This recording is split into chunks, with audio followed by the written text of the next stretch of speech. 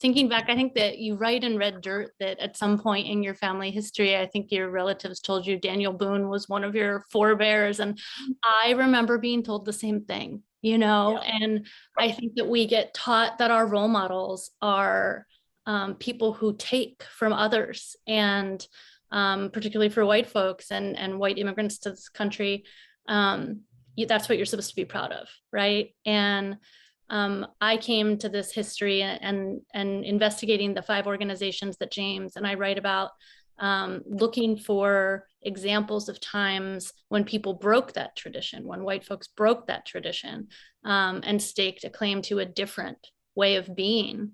And followed the footnotes in other books and just started to do research, and through the process of doing that and asking questions about how did these organizations come to be in an alliance with the Black Panthers, to be working alongside the Third World Women's Alliance and Third World Liberation groups.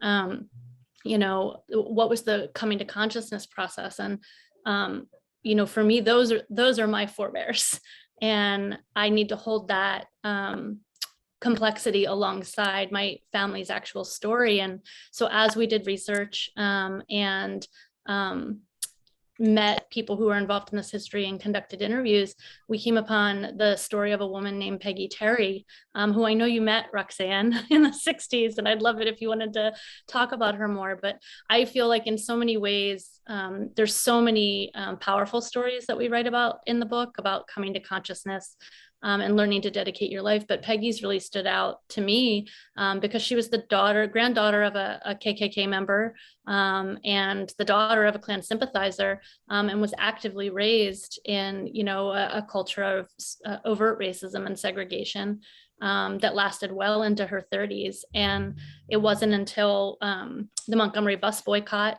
that, she writes about, it was seeing the violence so stark with her own eyes against the boycotters was the beginning of her becoming a better person, right? And I think that for me, and the process in this book and questions I think about in my own life is like, how do we go beyond awareness? We become aware of racism, and the panic over CRT or critical race theory would have you believe that instantly makes people like ashamed and guilty.